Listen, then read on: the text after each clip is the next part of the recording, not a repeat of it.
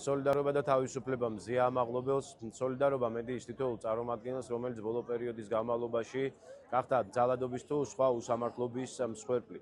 ჩვენაირი სახელმწიფოებისთვის, ახალგაზრდა სახელმწიფოებისთვის აუცილებელი არის სასიცოცხლოდ მნიშვნელოვანი არის სიტყვის თავისუფლება და ობიექტური კრიტიკული მედია. ამის გარეშე ჩვენ ვერ შევძლებთ ვერც შეცდომების გამოსწორებას და ვერც მიღწევების გაუმჯობესებას.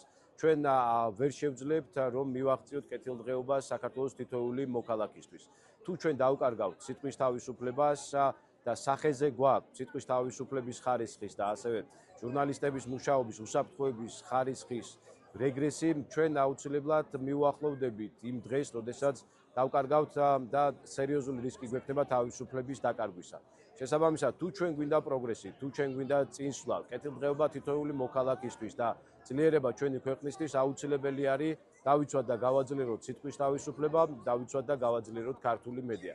შესაბამისად, დღევანდელი მარში მნიშვნელოვანი არის და მნიშვნელოვანი არის, რომ ჩვენ ობიექტურად შევაფასოთ ის გარემოება, რა გარემოებაშიც დღეს არის ქართული მედია თუ სიტყვის თავისუფლება. ეს პირველ რიგში უნდა კარგად გაიაზრონ მოქალაქეებმა, რომ კეთილსინდისიერი ჟურნალისტები მუშაობენ მათი კეთილდღეობისთვის, საერთო კეთილდღეობისთვის და თუ ამ ჟურნალისტებს არ ექნება ამის გაკეთების შესაძლებლობა, ეს აუცილებლად ნეგატიურად აისახება საქართველოს თითოეულ მოქალაქეს.